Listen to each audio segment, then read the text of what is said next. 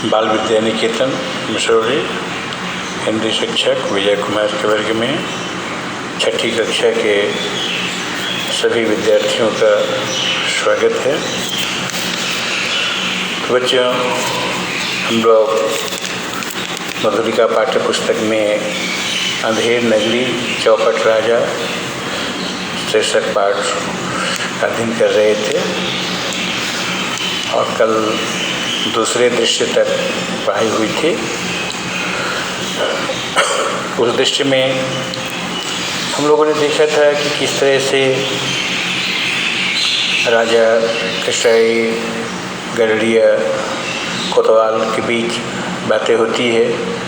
फरियादी के रूप में क्रमशः सबको पेश किया जाता है, चाहे कल्लू हो या कारीगर हो या भिस्ती हो या गरड़िया हो, कसाई कोई भी हो, और अंत राजा का आदेश होता है कि कोतवाल को फांसी पर चढ़ा दिया जाए। आज तीसरे दृश्य में क्या होता है ये जानने के लिए तृतीय दृश्य में हम लोग प्रवेश करते हैं। तो तीसरा दृश्य, इसमें गोवर्धन पहला सिपाही दूसरा सिपाही ये मंच पर दिखाई देते हैं। तो गोवर्धन कहता है मिठाई खाते हुए, गुरुजी, महाराज ने नाहक यहाँ रहने को मना कर दिया। नाहक का मतलब अकारण, बिना कारण के। माना कि इस अंधेर नगरी के लोग बहुत अजीब किस्म के हैं, पर अपने तो मज़े हैं। अपने को क्या लेना यहाँ के लोगों से। दो सिपाही उसी समय मंच पर उपस्थित होते हैं। पहला सिपाही कहता है, चल बे चल, मिठाई खा खा कर मोटा हो गया है, आज मज़ा मिलेगा। गोवर्धन का घबराना तो लाजमी है, बिल्कुल स्वाभाविक है। अब कोई आदमी मिठाई खा रहा हो और सिपाही आकर उसे पकड़ने आदेश दे तो हर किसी को शक पकड़ाहट हो। तो गोवर्धन घबरा जाता है और कहता है, अरे भाई, भला मैंने आपका क्या बिगाड़ा है? मुझे बिना कसूर क्यों पकड़ते हो? तो दूसरा सिपाही उसके प्रश्न के उत्तर में कहता है, तू मोटा है इसलिए तुझे फांसी होगी। गोवर्धन कहते हैं, मोटे होने पर फांसी?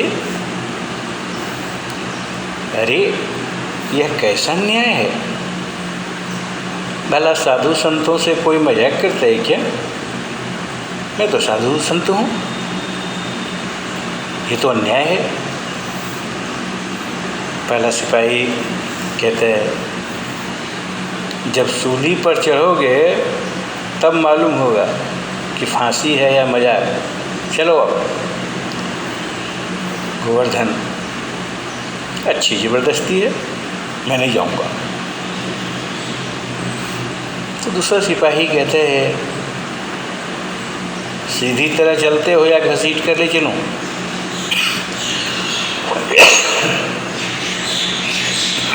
गोवर्धन, संत को फांसी?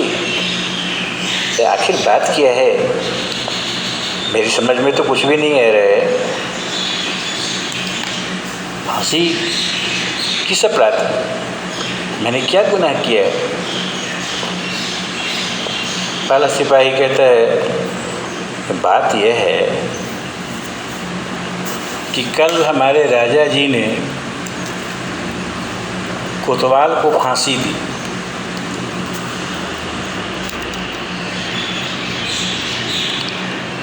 और जब उन्हें फांसी दी जाने लगी तो फंदा बड़ा निकला। कारण कोतवाल साहब दुबले हैं, तो फांसी का जो फंदा है उनके गले में फिट बैठते नहीं। तो हमें राजा जी को बताना पड़ा। तब राजा जी ने हुक्म दिया कि किसी मोटे आदमी को फांसी दे दो, क्योंकि बकरी मरने के अपराध में किसी न किसी को तो सज़ा होना जरूरी है, वरना न्याय कैसे होगा। अब यहाँ पर कितना बड़ा व्यंग छिपा हुआ है। वास्तविक अपराधी पकड़ में आता नहीं और पुलिस जो है निरपराध लोगों को पकड़ कर ले आती है, उसे दंड दिलाने का प्रयास करती है। तो यहाँ भी एकांकीकार ने उसको संकेत किया है। गोवर्धन कहता है घोर अन्याय, दुहाई है, अरे मेरा बकरी से न लेना न देना फांसी मुझे, न मेरी बकरी थी न मैंने बकरी मारी, फिर मुझे फांसी क्यों? मैं बिना कसूर मारा जाऊंगा, बड़ा अंधेर है। गुरुजी महाराज, आपने सब ठीक ही कहा था, मैंने आपकी बात नहीं मानी, आज उसी का फल भोगना पड़ रहा है। काश मैंने आपकी बात मान ली होती तो आज मेरे प्राण संकट में नहीं होते। लेकिन उसके इस गिड़गिड़ाने का कोई प्रभाव उन सिपाहियों पर नहीं पड़ा। सिपाहियों द्वारा गोवर्धन के रोने चिल्लाने पर भी उसे पकड़कर ले जाने का दृश्य वहाँ दिखाया जाता है। वह चिल्लाता रहा, लेकिन सिपाही माने नहीं और उन्हें पकड़कर ले गए।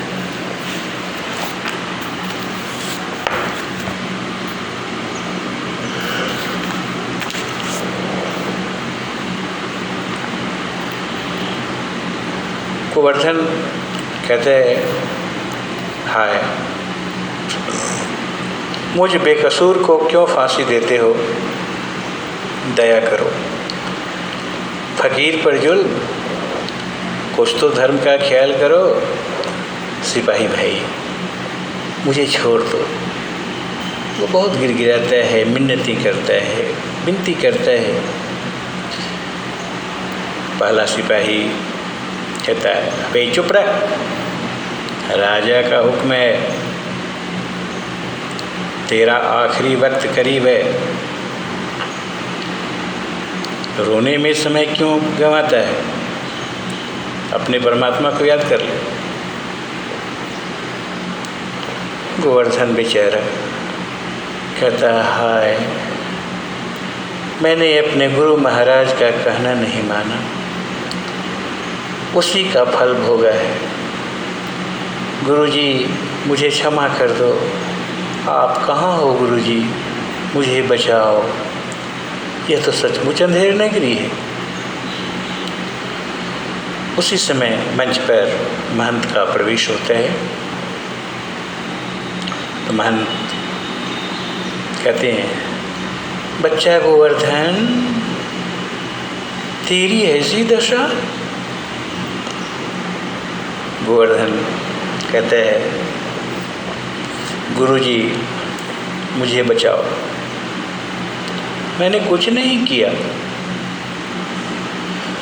महंत कहते हैं,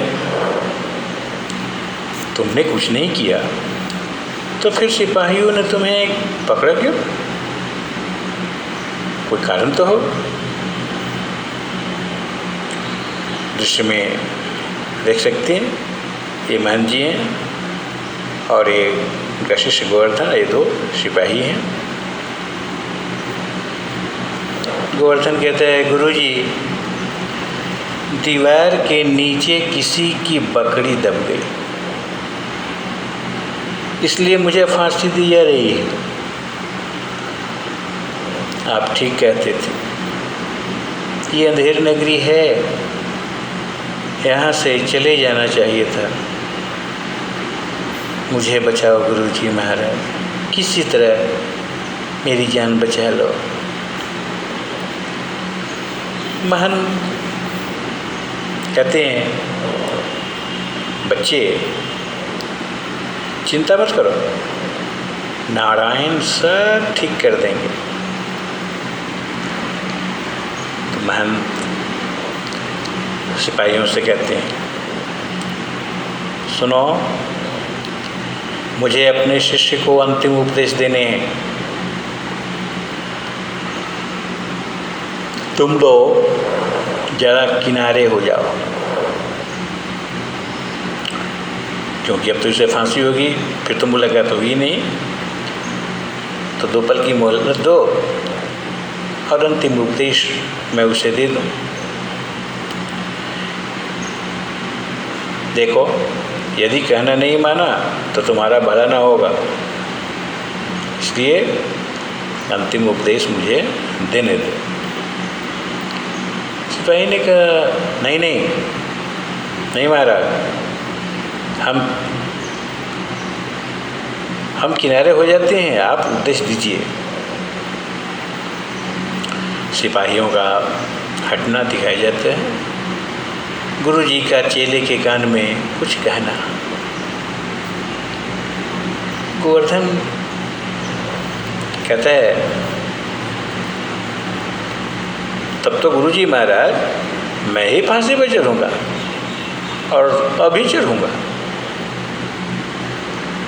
महंत कहते हैं, नहीं बच्चा, हम बूढ़े हुए, हमको चढ़ने दो। अब ये दोनों में बहस छिड़ जाती है। गोवर्धन कह रहा है कि मैं फांसी पे चढ़ूँगा, गुरुजी कह रहे हैं कि मैं फांसी पे चढ़ूँगा। गोवर्धन कहता है, स्वर्ग जाने में क्या बूढ़ा क्या जवान गुरुजी, आप तो सिद्ध हैं,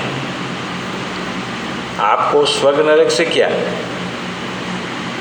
फांसी पर तो मैं ही चढ़ूँगा, चाहे जो कुछ हो जाए। दोनों में बहस जारी रहती है।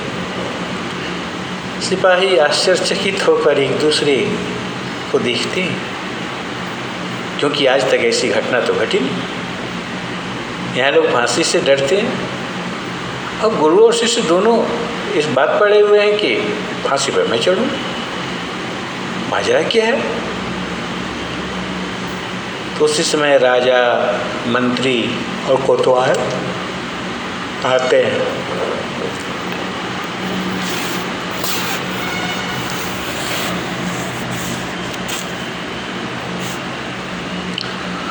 राजा कहते हैं सिपाही से, वह क्या हो रहा है, इतना शोरगुल क्यों हो रहा है? सिपाही ने कहा, महाराज, शिष्य कहता है फांसी पर मैं चढ़ूँगा, पर गुरु कहता है मैं फांसी पर चढ़ूँगा। कुछ मालूम नहीं आखिर बात क्या है। आज तक तो ऐसा न सुना न देखा।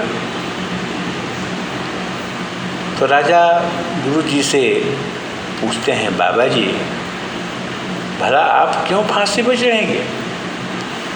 महान कहते हैं कि राजन, इस समय ऐसी शुभ घड़ी है कि जो मरेगा वो सीधा स्वर्ग जाएगा। अभी यह अवसर में क्यों गंवाऊं? तो मंत्री कहते हैं, तब तो हम ही फांसी पर चढ़ेंगे। गोवर्धन कहता है, अरे वाह, फांसी का हुक्म तो हमें हुआ है, फिर आप क्यों चढ़ेंगे? ये कहाँ का इंसाफ है?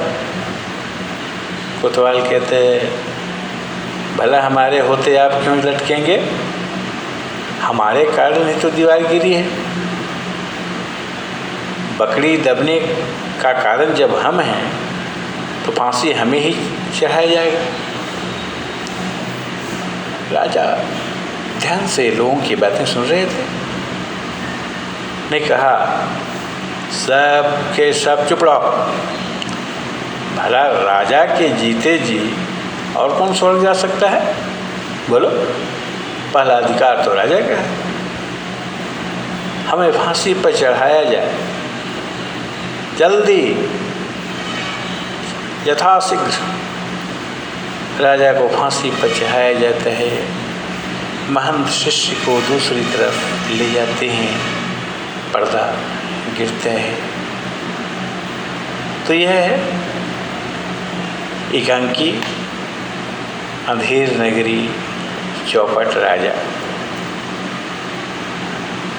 तो बच्चों, इसमें देखा हम लोगों ने कि किस तरह से राजा और उसकी जो न्याय व्यवस्था है वह किस तरह से चरबड़ाई हुई थी और समाज की क्या दुर्दशा हो रही थी, लोग कैसा जीवन यापन कर रहे थे, उसी का सजीव चित्रण यहाँ भारतेंदु जी ने किया। मूर्ख तथा अयोग्य शासक यदि हो तो न तो प्रजा का कल्याण होता है, न देश का, न उसका। वह सर्वनाश को ही आमंत्रित करते हैं। और कहा गया विनाश काले विवृत बुद्धि। तो हम लोगों ने देखा कि किस तरह से गुरु जी की बुद्धि यहाँ रंग लाई। तो यह सिद्ध हुआ कि संकट में पड़े व्यक्ति के लिए सबसे बड़ा मित्र यदि कोई है तो वह है बुद्धि। अब यदि गुरु जी यानी महंत विवेक से काम नहीं लेते तो शिष्य की जान तो चली जाती। लेकिन यहाँ ये दर्शाया गया कि विषम से विषम परिस्थिति में भी हम अपना धैर्य न छोड़ें और बुद्धि को कुंठित न होने दें, क्योंकि सबसे बड़ा मित्र वही होता है। और